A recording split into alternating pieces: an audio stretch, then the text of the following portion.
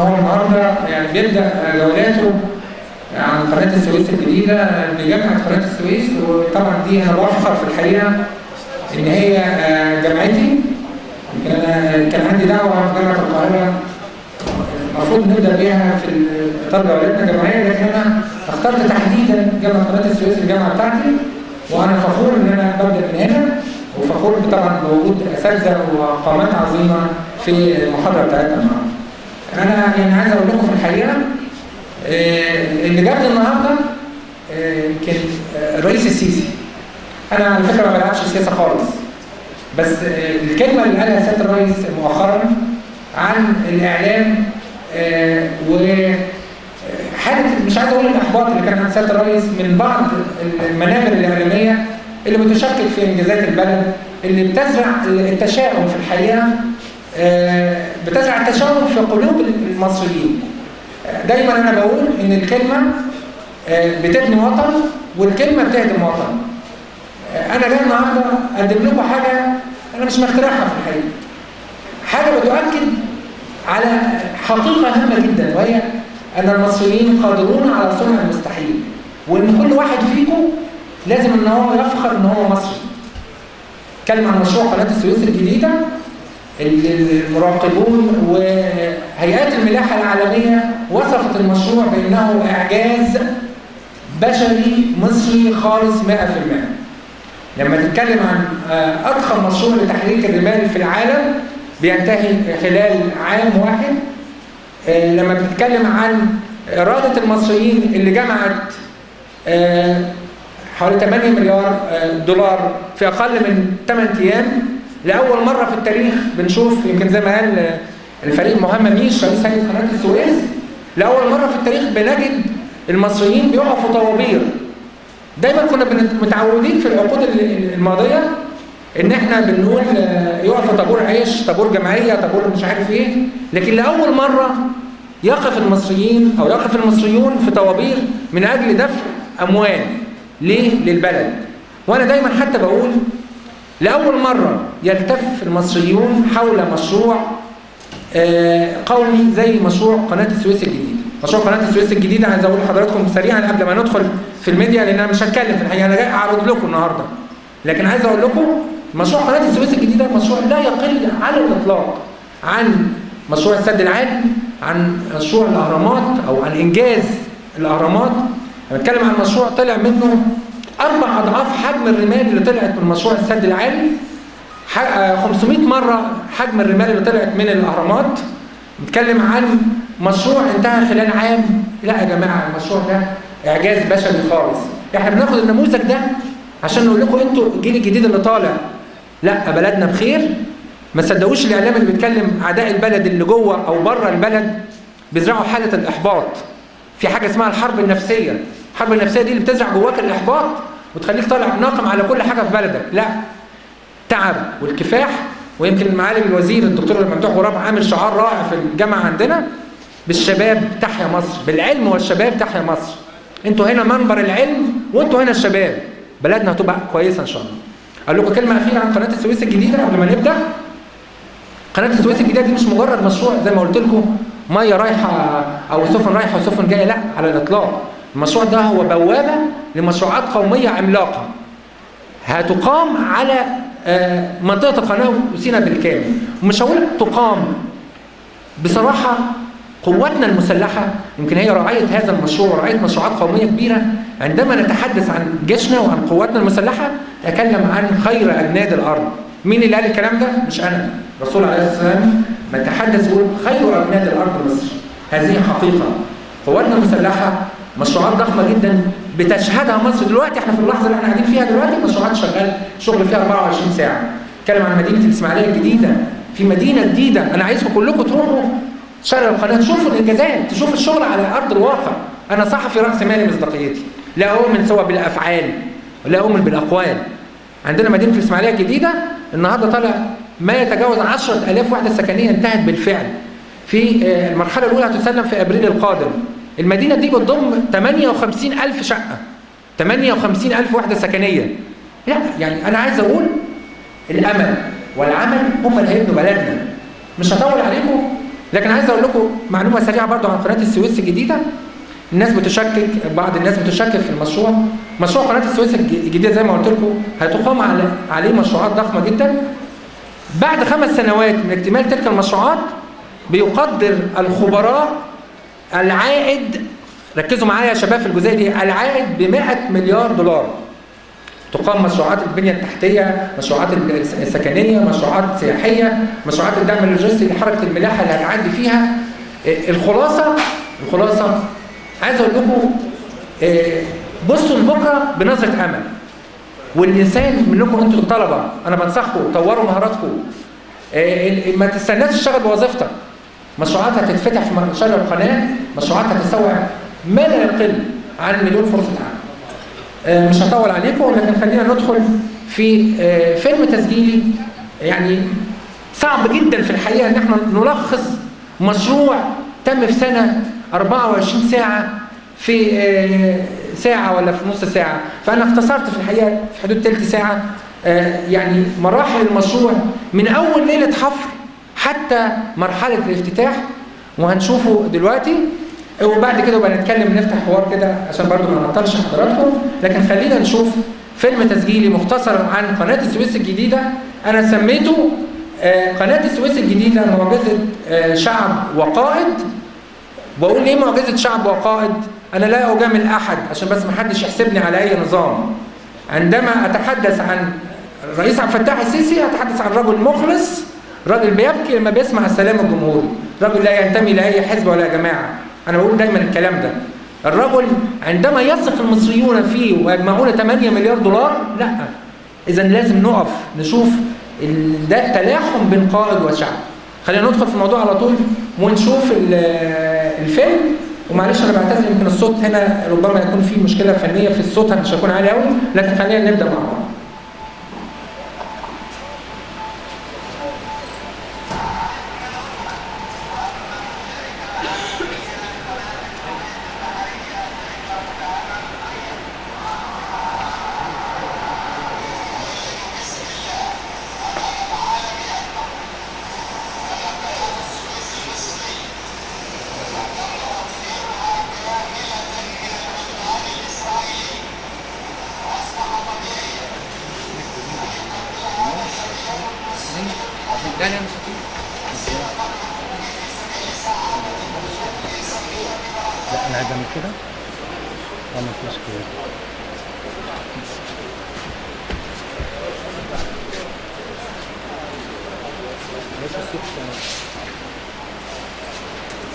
الصوت شوية ضعيف، أنا هكتفي بس بالفيديوهات تشوفوها.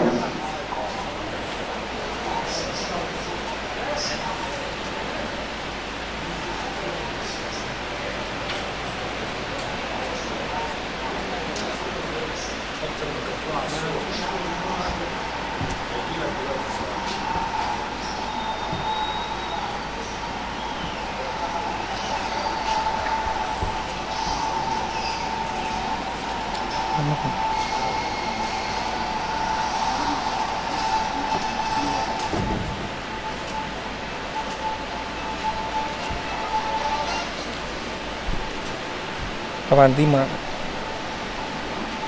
مراحل البدايات بتاعت المشروع. الأوائل الوقفة طبعا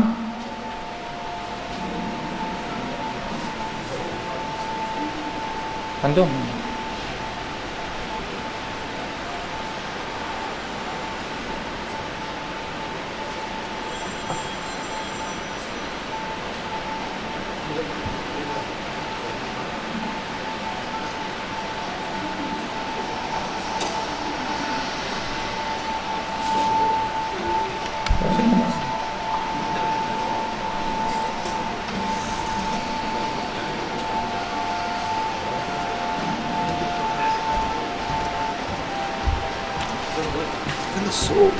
عندك انت مش عندك، بس كويس مش مشكله. طب عايزين اغاني لا اغاني خدها معايا.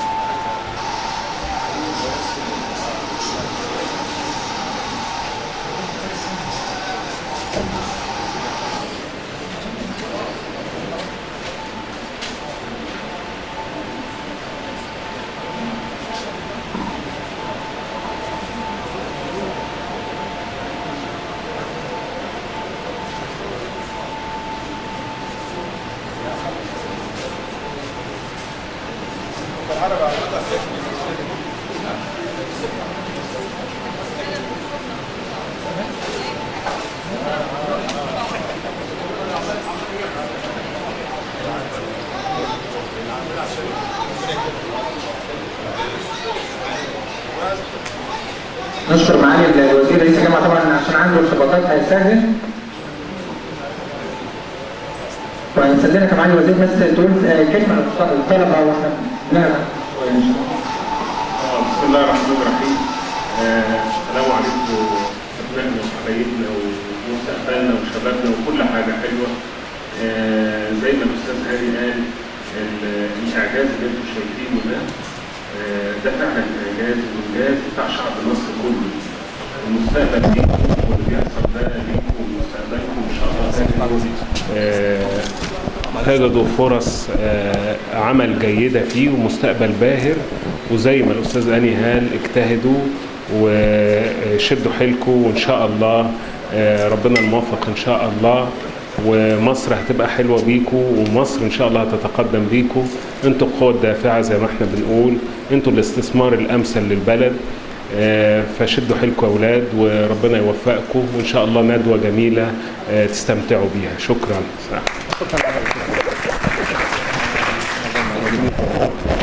اي وقت يا فندم. بعد ما هيت يا فندم اتفضل. السلام عليكم.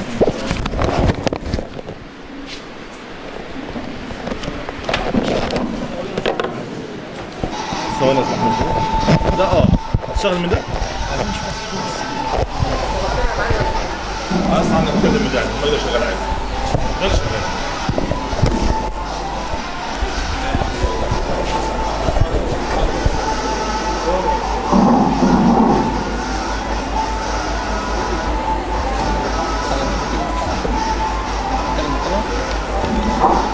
نورنا يا شباب. معلش بس عشان معالي رئيس الجامعه اضطرينا بس عشان الراجل عنده التزامات.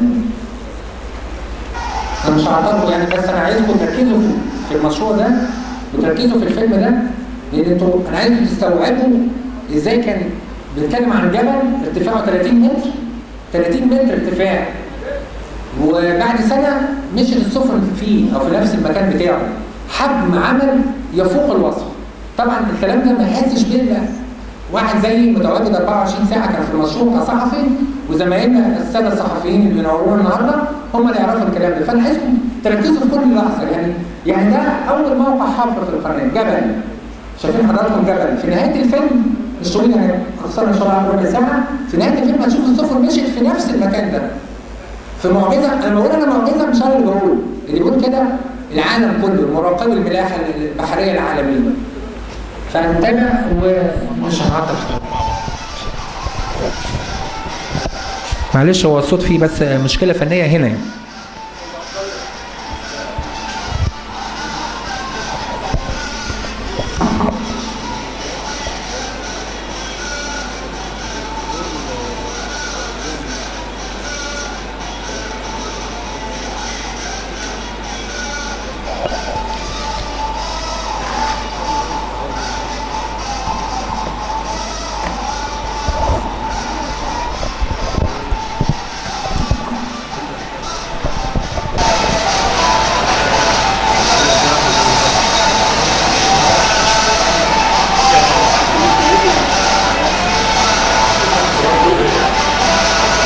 عايزكم تاخدوا بالكم من الورقه دي.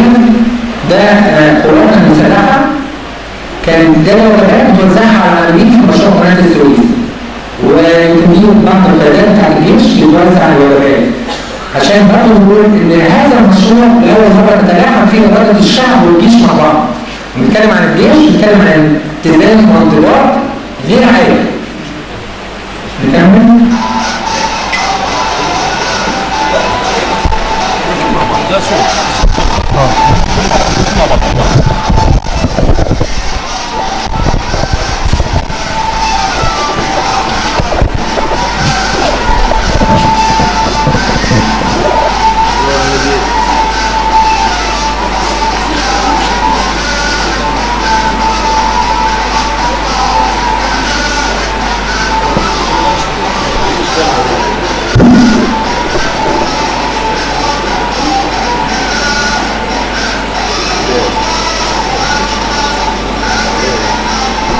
طبعا احنا بالشهور هنا عايزكم برضو تركزوا معايا يا شباب، كل شهر في مرحله من العمل عشان بس يكونوا متابعين معايا. احنا بندخل في شهر اكتوبر، كل شهر فيه انجاز.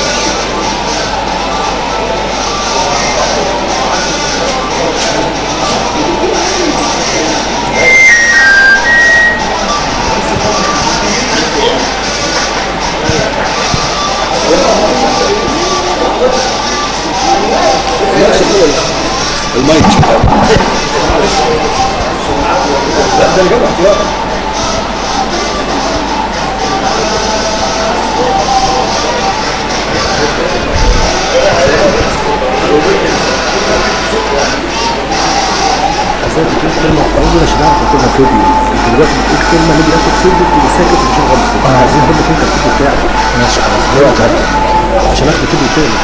ماشي.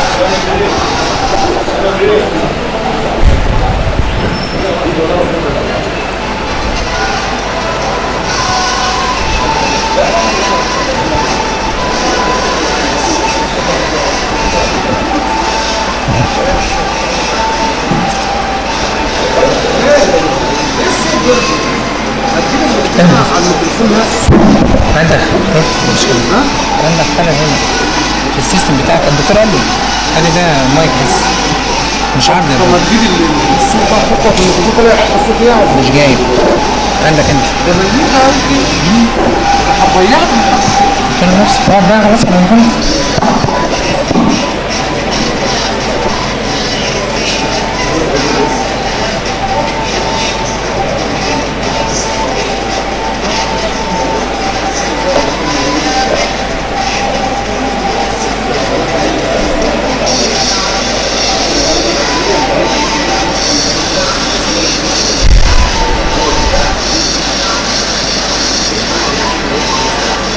عايزكم تشوفوا يا شباب، دي بداية ظهور المياه في بعض القطاعات في الحفر.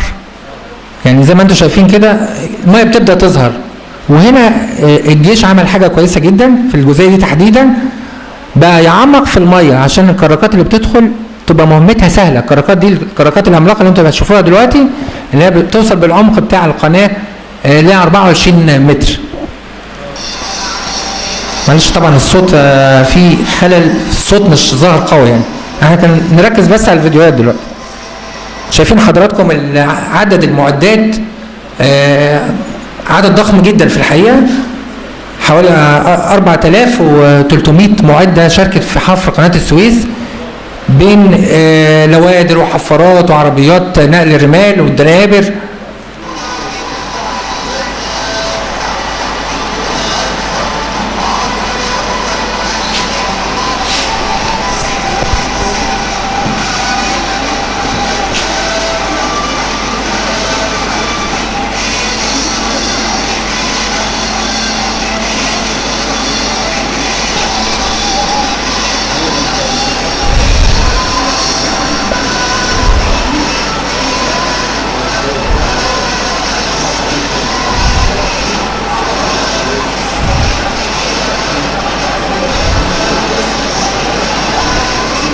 طبعا دول زمايلنا وزميلاتنا الصحفيات. يمكن دي زميلتنا كان في الصحفيات اللي بتغطي المشروع برضو عشان تعرفوا حجم العمل. وانا هنا بحيي في الحقيقه زمايلي الصحفيين حجم العمل اللي احنا تعبناه برضو عشان ننقل ونرصد هذا الحدث. واللي قدامنا ده قناه في بدايات الحفر، قناه فرعيه بتربط بين قناه السويس الحاليه وقناه السويس الجديده. زي ما حضراتكم كده شايفين المعالم بتاعه القناه الفرعيه اللي بتربط بين الاثنين، والقنوات دي او القناه دي دخلت منها الكراكات اللي كان بتحفر وتعمق في القناه الجديده. يمكن انا عايز اقول لكم برضو اللواء كامل الوزير ده رئيس اركان الهيئه الهندسيه للقوات المسلحه والمشرف على مشروع قناه السويس، راجل لواء عسكري جيش.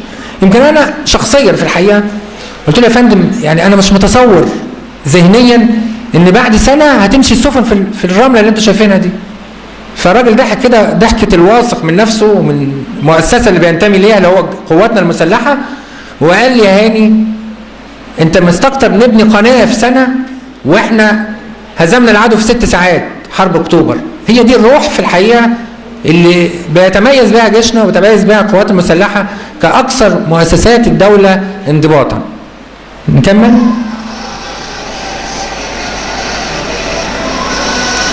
المشهد ده عايزكم تركزوا فيه، ده اللي هو كامل الوزير المشرف على تنفيذ المشروع مع المقاولين وعمال القناه.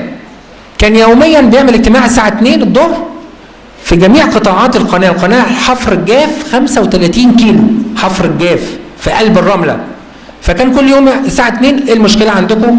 يتابع الجديد، اي واحد عنده مشكله يحلها على الفور. فده طبعا اللي هو كامل واقف وسط العمال والمقاولين.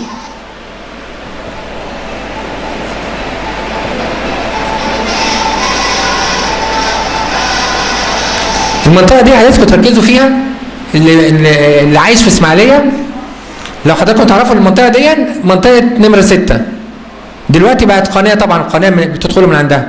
لو حضراتكم تدققوا شويه اكتر هتلاقوا في جامع وكنيسه في وش مدخل القناه اللي هو على شمال معديه نمره 6. طبعا زي ما انتم شايفين كده معدات 24 ساعه شغال، كان مشهد رائع في الحقيقه.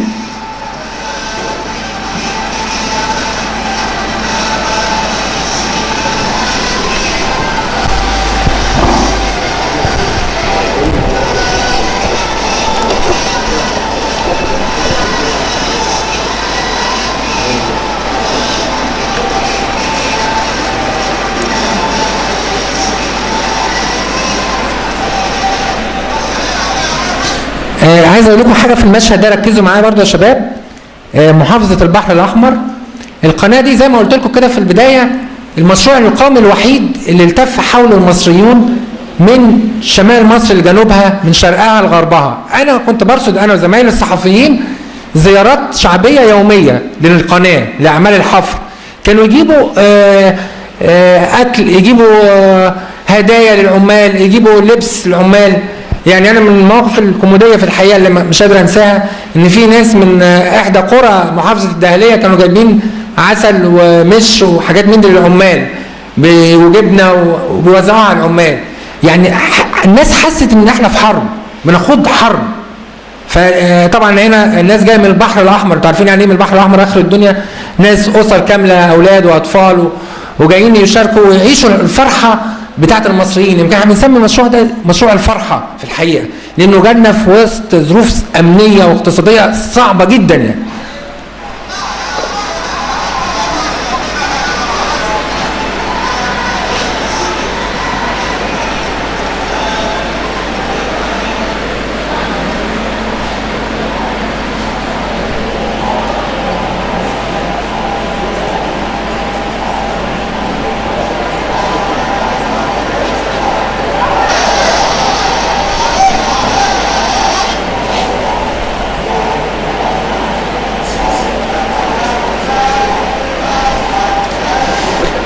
خدوا بالكم بقى من المشهد ده، دي اول كراكه تدخل قناه السويس الجديده. عشان برضو تعرفوا معانا يا شباب يعني ايه كراكه. كراكه دي حاجه وحده ملاحيه ضخمه زي ما انتم شايفينها بحريه، بتعمق، عندها قوه سحب رهيبه للرمال والميه مع بعض، وبتطردها خارج في مناطق بعيده اسمها حواض الترسيب. تترسب فيها الرمال وبترجع الميه تاني في القناه الجديده. فطبعا ده كان اول دخول الكراكات في قناه السويس الجديده.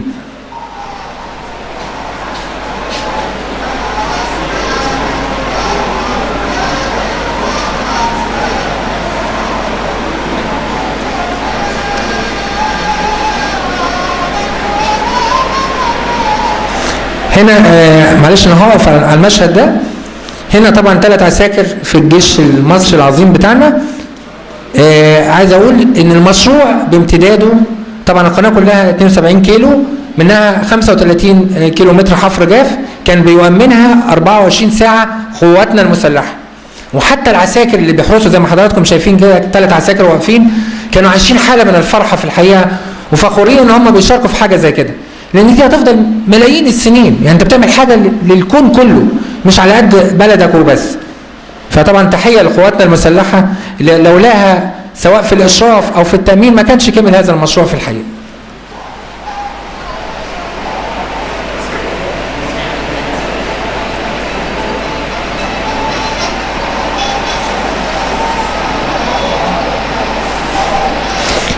عايزكم تركزوا معايا في المشهد ده، ودي الطريقه اللي قلت لكم عليها من شويه ان الجيش لجأ ليها، ان هو يحفر في الميه، ينزل الحفر في الميه حوالي 7 متر او 5 متر في بعض المناطق، فده حفار غايص في وسط الطينه وفي وسط الرمله وعمال بيحفر ويطلع. ليه؟ عشان يقلل التكلفه بتاعه الحفر. تكلفه الحفر نفسها الكراكه لما تستلم ارض ناشفه غير ما تستلم ارض فيها ميه طبعا بتفرق، حوالي 7 جنيه في المتر يعني وفق التقديرات يعني.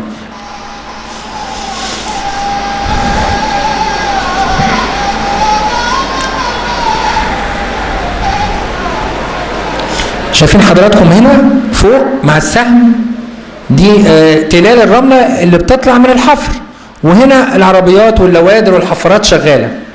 السيستم وانتوا الناس بتوع علوم، السيستم بقى والتناسق اللي كان بيتم عجيب وغريب ورائع في الحقيقه بين الجيش من ناحيه وهيئه قناه السويس من ناحيه ثانيه.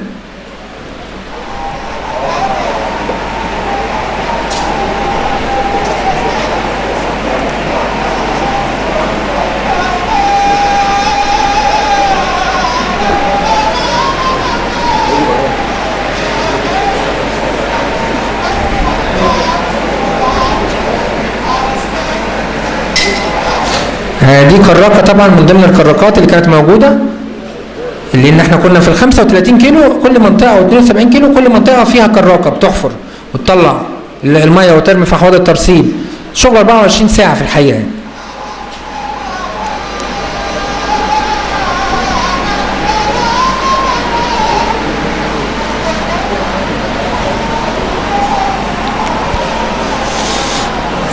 لو حضراتكم شفتوا الوحدتين اللي هم باللون الابيض ده، دول عباره عن فنادق لاقامه العاملين في المشروع، لان برضو ما كانش العامل يطلع بره، ما عندناش وقت، فكان في فنادق جوه القناه نفسها مقيم فيها العمال عشان نوفر وقت العامل ما يطلعش بره، كل شغله جوه القناه.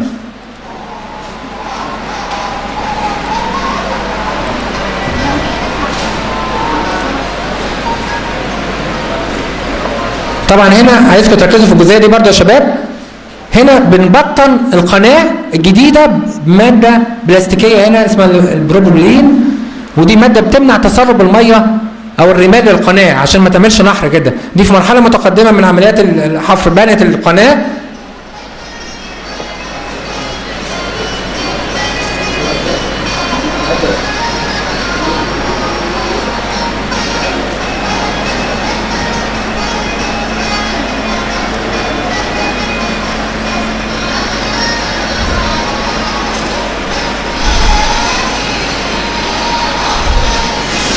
هنا طبعا زي ما انتم شايفين الحلم بقى حقيقه. بدانا نشوف المجرى بتاع القناه الجديده الميه جواه والضفتين بتوعه. يعني ما كانش حد متصور في الحقيقه ان احنا نوصل لهذه المرحله بهذه السرعه.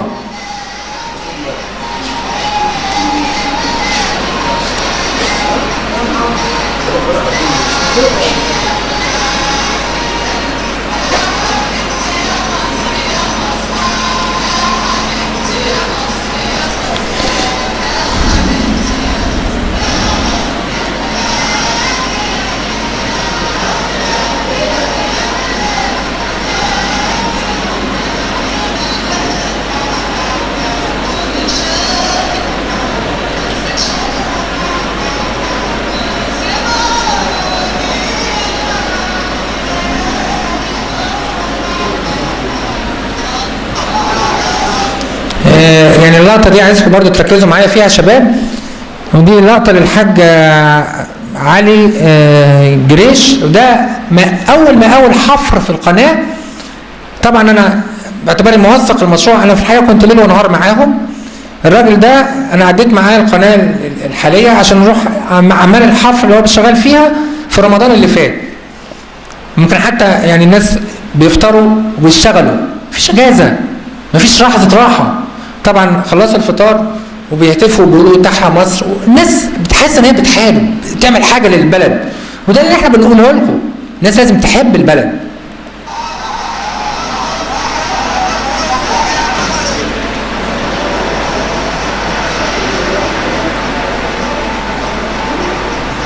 طبعا ده الفريق مهمة مش رئيس هيئة قناة السويس، والراجل اللي انا دايما بقول عليه حتى في اللقاءات التلفزيونية الرجل الصامت، ما بيتكلمش، بيشتغل.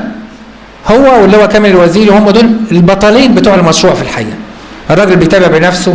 والفريق مهمة مش قائد القوات البحرية بالمناسبة له موقف محترم وتاريخي ووطني في احداث ثورة 25 يناير لما اقتربت بعض الوحدات الامريكيه من سواحلنا. هذا الرجل كان قائد القوات البحريه، اصدر قرار بالتصدي ليها والتعامل الفوري معاها واجبرها على التراجع. طبعا كنا مطمع في الوقت ده والبلد في حاله فوضى، فتحيه لهذا الرجل المحترم في الحقيقه اللي كان سبب رئيسي لنجاح مشروع قناه السويس الجديده.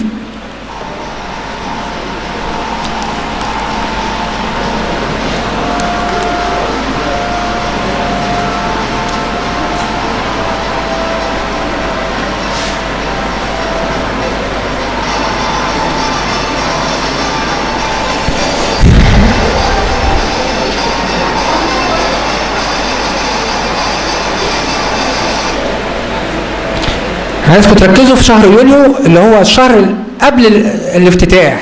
الشهر ده شهد اول عبور للسفن في قناه السويس الجديده، وانا كنت ليا الفخر انا وزمايلي الساده الصحفيين ان احنا كنا على ظهر احدى الوحدات البحريه اللي رافقت السفن اللي عبرت. كان يوم 25 يوليو، خلينا نشوفها.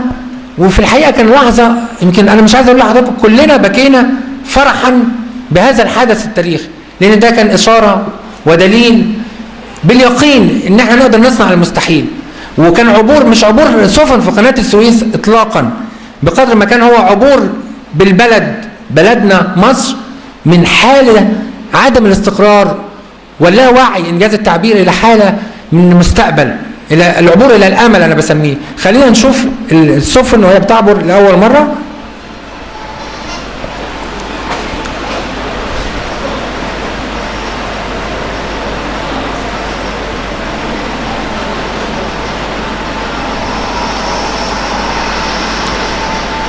دي اللحظة اللي احنا كلنا بكينا فيها في الحقيقة. عبور أول سفينة في قناة السويس الجديدة. احنا كناش ما عندناش تصور ان يعني سفينة بالحجم اللي انتوا شايفينه ده، بتتكلم عن 18,000 طن هتعبر في القناة. خايفين السفينة يحصل لها مشكلة، خايفين السفينة تجنح، خايفين العالم كله بيرصدنا بيتابع. يعني كان لحظة تاريخية في الحقيقة. انا عايز اقول لكم يعني من ضمن الفيديوهات اللي انا رصدتها، يمكن جميع وكالات الانباء خدتها، CNN وصوت روسيا وجميع الوكالات الانباء العالميه خدتها، لحظه عبور اول سفينه في قناه السويس الجديده. هنا نجح المصريين. يمكن انتوا تابعتوا منشطات الصحف، نجحنا، عبرنا السادس من يعني لها معاني رهيبه وغريبه ما حدش حسها الا اللي كان عايشها في الحقيقه. خلينا نشوف السفينه. طبعا الطيران فوق، الناس واقفه على شطي القناه بتحيي السفن اللي بتعبر. الفريق مميش بيرفع علم مصر.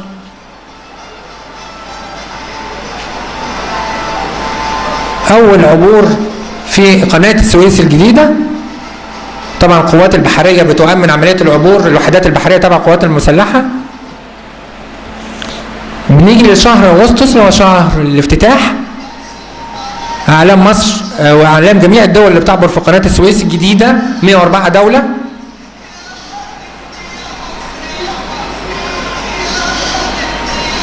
معديات شغاله في قناه السويس زي ما انتم شايفين.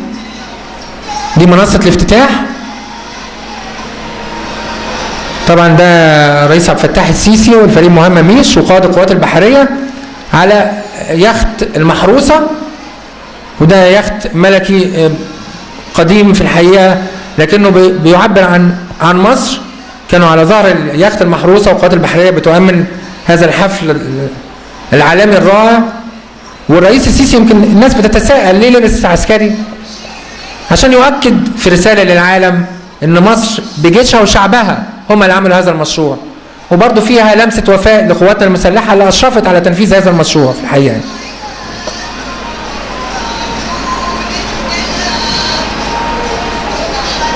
هذا اليخت وزي ما انتم شايفينه حاجات الجميلة اللي عملها الرئيس برضه ان هو خد من الشباب من الاطفال من جميع فئات المجتمع على ظهر اليخت المحروسة معاه عشان يقول للعالم المصريين هم اللي عملوا هذا الانجاز او هذا الاعجاز في الحقيقة، هم اللي عملوه في رسالة للعالم كله.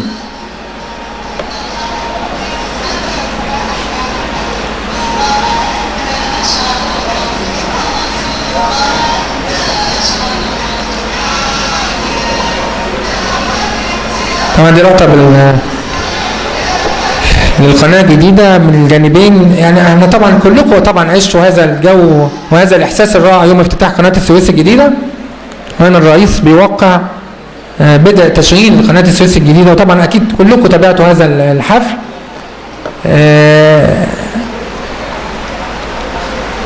فريق مهمة مش طبعا بيحيي طبعا اللحظة دي لحظة تاريخية. كان في سفينة رايحة اللي انا معلم عليها دي، وسفينة جاية في القناة دي، ودي قناة الاتصال في نمرة 6 لو انتم عارفين من اسماعيلية او بتتابعوا.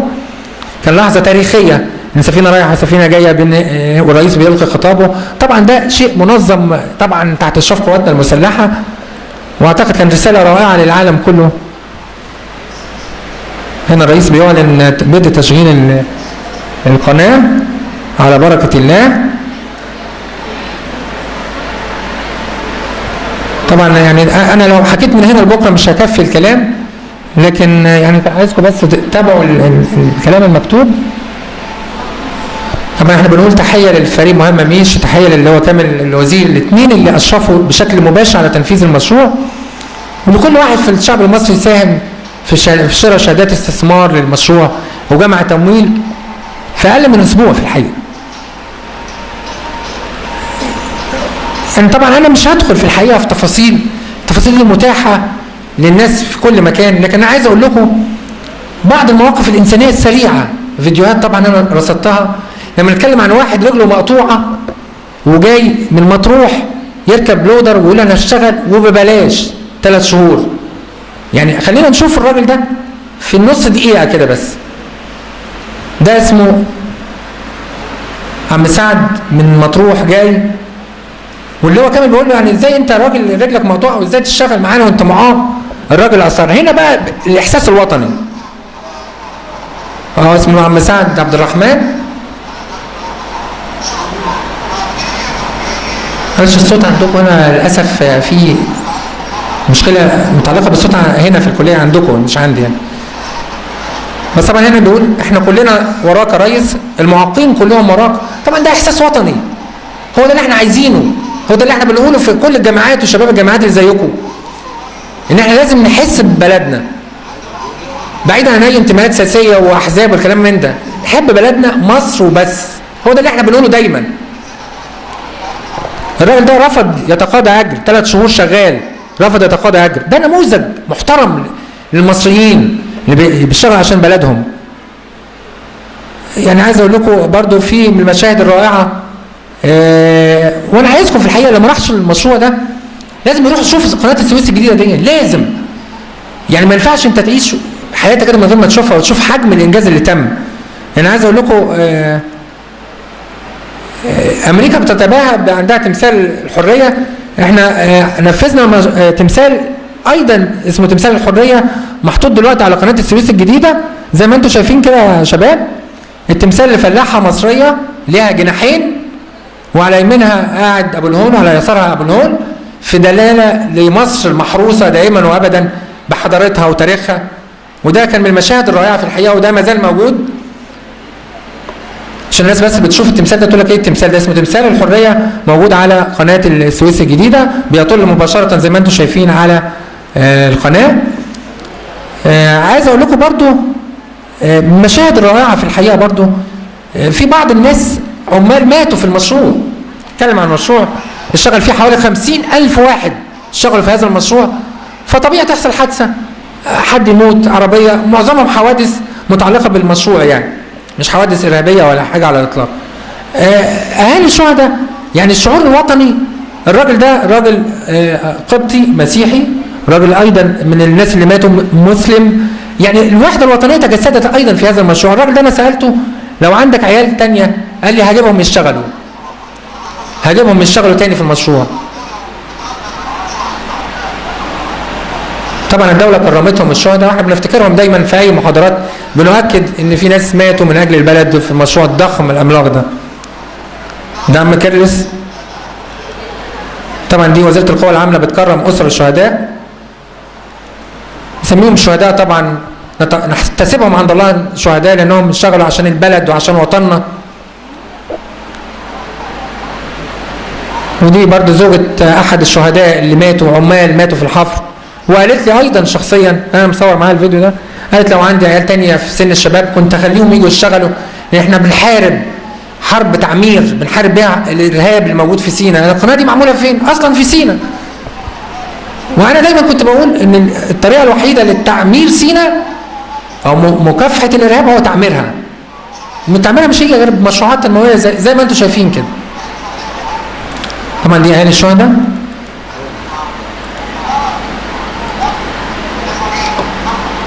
دي من الاسماعيليه بالمناسبه، يعني الاسره دي من الاسماعيليه من ابو الصوير، وطبعا الدوله كرمتهم. عايز اقول لكم برضو احنا كصحفيين والساده زمايلي الاستاذ محمد مصباح التحرير، استاذه نرمين من صوت العرب، استاذ محمود الكيان طبعا كان من الدستور، واستاذ هشام من صوت الامه، كل زمايلنا، استاذ بدوي من الوطن، كنا بنتعب تعب غير عادي في المشروع ده في الحقيقه.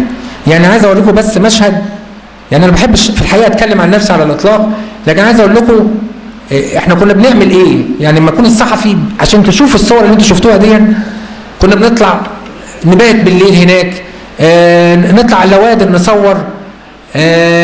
يعني ده مشهد انا كنت طالع على اللودر عشان اصور عن قرب، انا لابس البلطو في عز الشتاء عشان نصور عن قرب اللي بيحصل، عمليات الحفر، تكريك، المشاعر، القصص الانسانيه.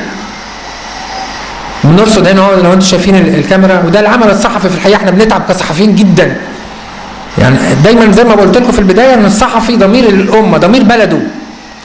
عشان كده الرئيس كان زعلان ليه؟ لان عارف معنى الكلمه، الكلمه بتبني بلد وكلمه بتهد بلد.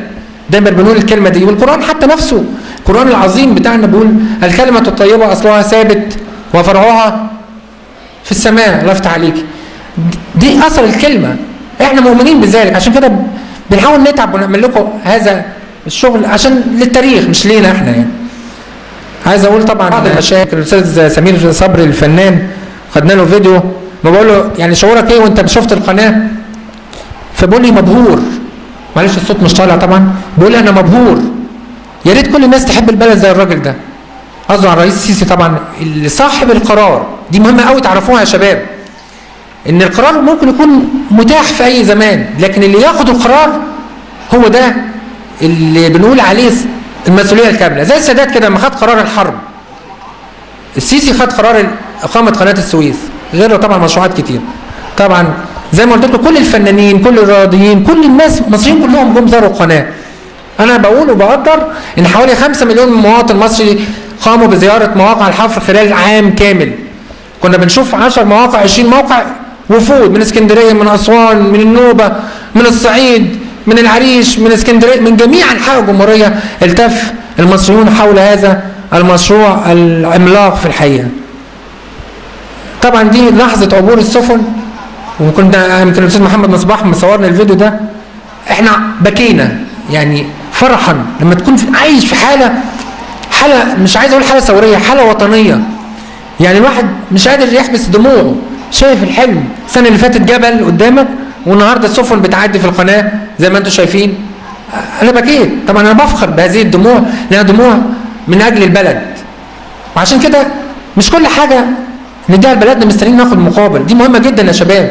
اشتغل لبلدك ولوطنك، مش لازم تاخد عائد. للاسف الشديد مبدا النفعيه الموجود عند ناس كتير للاسف الشديد. عايز اقول لكم برضو من المشاهد الجميله في القناه، معلش انا بديكم فيديوهات سريعه كده طبعا عشان ما اطولش عليكم. الفنانين نفسهم اقاموا حفلات في مواقع الحفر عشان يشجعوا العمال.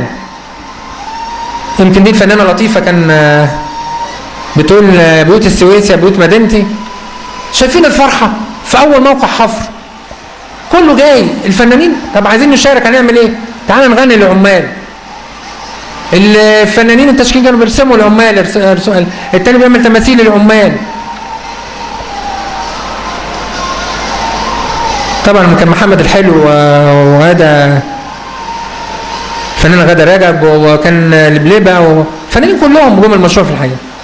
دي برضه من المشاهد. اول موقع حفر زميلنا الاستاذ محمد طبعا كان معانا في البدايه بيشرفنا النهارده في الندوه.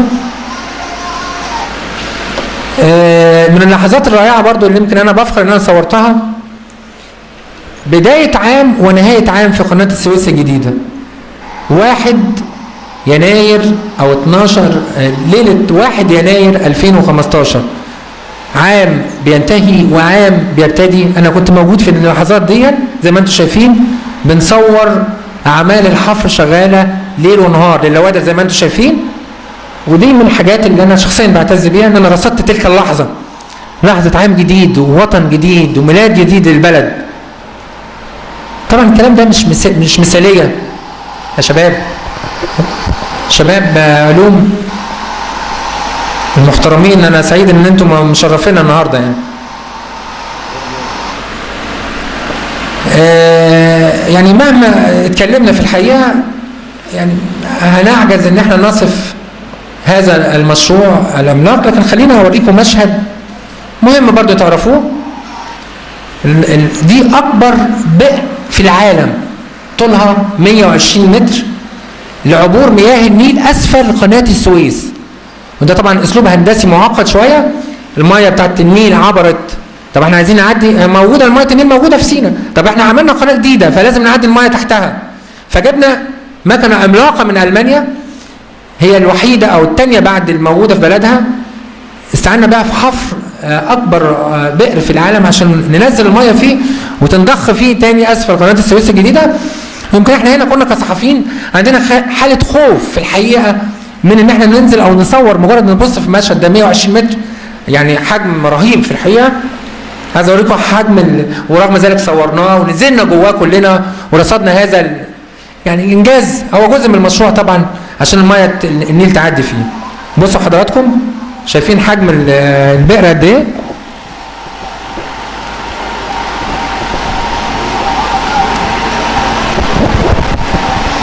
طبعا دلوقتي ده فيه ميه والميه عدت الناحيه الثانيه خلاص.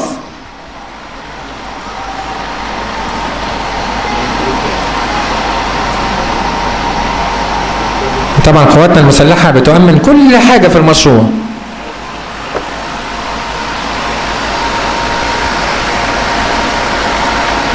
مشهد رهيب في الحقيقه زي ما حضراتكم شايفين كده. قطره حوالي 60 متر في عمق 120 متر، حاجه صعبه جدا يعني. طبعا دي تمت تحت اشراف قواتنا المسلحه برضه. شايفين حضراتكم البئر عمقه قد ايه؟ حاجات كتيره جدا الناس ما حسيتش بيها، شافت القناه وكده. يعني عايز برضه وكلنا كنا بنشتغل عن حب، كل الصحفيين اللي كانوا بيتابعوا وبيرصدوا كانوا بيشتغلوا عن حب عشان حابين ان احنا نساهم في نقل هذا المشهد للتاريخ. يعني احنا هنموت كلنا لكن هيبقى هذا التراث العظيم للاجيال اللي جايه عشان ما يجيش يوم من الايام. طبعا ده اول ظهور للاسماك في قناه السويس الجديده، ايضا وثقنا ذلك. كان سمك لسه طالع بيطلع مع البدايات الظهور او انتظام ضفتي القناه والميه جواها. طبعا يمكن الصوره اللي عملنا عليها زوم السمك واضح هنا اهو لسه. وطبعا بناخد زوم بالكاميرا عشان اقول لكم ان السمك ده من قناه السويس. هتشوفوا دلوقتي عشان بعض المواقع تقول لك جايبين سمك من هنا ولا لا، روحوا شوفوا بنفسكم. هذه القناه والضفتين بتوعها الحفارات هي شغاله، الكراكات. يعني في الحقيقه مش عايز اطول عليكم، لكن في النهايه عايز اقول لكم ان احنا قدام معجزه حقيقيه، قدام معجزه حقيقيه بكل معنى الكلمه. اللي جابني النهارده بقى كده تاني في الحقيقه قدامكم. الكلمه اللي قالها الرئيس عبد الفتاح السيسي، قال كلمه كده زعلان من الاعلام، قال، فانا ده اللي جابني في الحقيقه، حاله الغضب اللي عند الرئيس. احنا دورنا كصحفيين او اعلاميين نزرع الامل جواكم، جوه الاجيال الجديده، جوه الشعب. لان انت لما بتشتغل عندك حاله تفاؤل بتنتج، لكن لما يكون عندك حاله احباط وياس مش هتشتغل من الاساس. وبالتالي اللي جابني النهارده حاله الاحباط اللي كان عند السيد رئيس الجمهوريه. اعتقد ان انتم بعد ما شاهدنا هذا الفيلم او هذه الميديا اختلف الوضع بالنسبه لكم كثيرا، في ان احنا كمصريين قادرين نعمل المستحيل. دلوقتي انتم مبهورين، كنا بنقول الاهرامات دي اتبنت ازاي؟ النهارده قناه السويس الجديده العالم مبهور، بيقول بنوا المصريين او عملوا القناه دي ازاي في اقل من سنه. الامل الامل الامل ثم العمل. شكرا وكل سنه وانتم طيبين، واسف على الاطاله.